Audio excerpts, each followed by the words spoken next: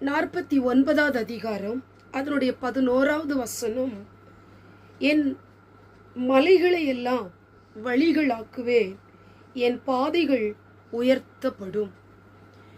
இந்த வார்த்தையை கேட்டுக்கொண்டிருக்கிற என் கண்பான தேவ பிள்ளைகளே, நாலா பக்கமும் மனிதர்கள் உங்களுக்கு வழியை அடைத்து வைத்திருக்கலாம்.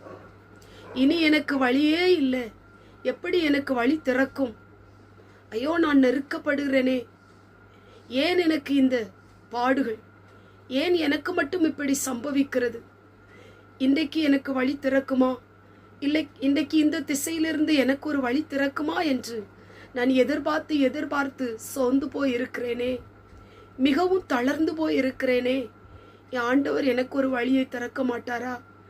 எனக்கு ஒரு பாதையை ஆண்டவர் உண்டு பண்ண மாட்டாரா என்று புலம்பிக் கொண்டிருக்கிற, அங்கலாய்த்து கொண்டிருக்கிற, சோர்ந்து போய் இருக்கிற உங்களை பார்த்துத்தான் கர்த்தருடைய வார்த்தை சொல்லப்பட்டிருக்கிறது.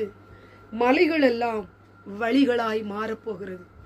உங்க வாழ்க்கையிலே பாதைகளை கர்த்தர் உயர்த்த போகிறார். உங்களுக்கு இந்த நாளிலே நீங்கள் எதிர்பாராத ஒரு அற்புதமான ஒரு புதிய வழியை ஆண்டவர் உங்களுக்காக திறக்க போகிறார்.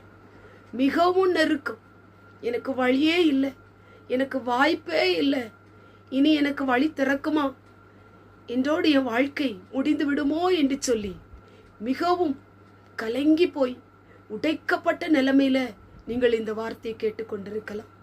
ஆண்டவர் இந்த நாளிலே உங்களுக்காகவே மலைகளை வழிகளாய் கர்த்தர் மாற்ற போகிறார். மலை போன்றிருக்கிற சத்ருவின் கோட்டைகளை கர்த்தர் உடைக்க போகிறார்.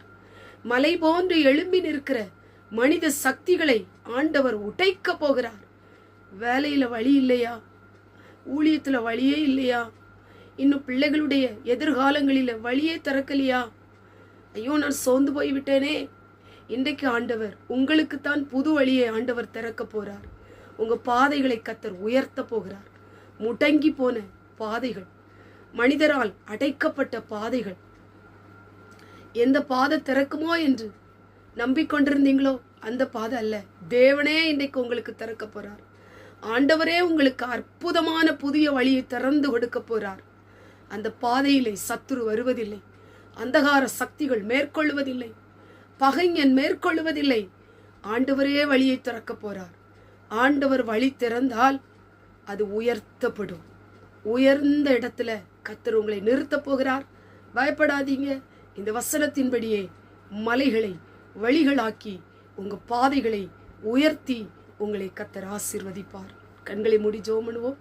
எங்கள் பரிசுத்தமுள்ள நல்ல பிதாவே, கேட்டதான வசனத்தின் மூலமாய் மலைகளை வழிகளாய் மாற்றுகிற தகப்பன், உம்முடைய பிள்ளைகளுடைய வாழ்க்கையிலே எத்தனையோ மலை போன்ற தடைகள், எத்தனையோ மலை போன்ற மனிதர்கள் தடுத்து வைத்திருக்கலாம்.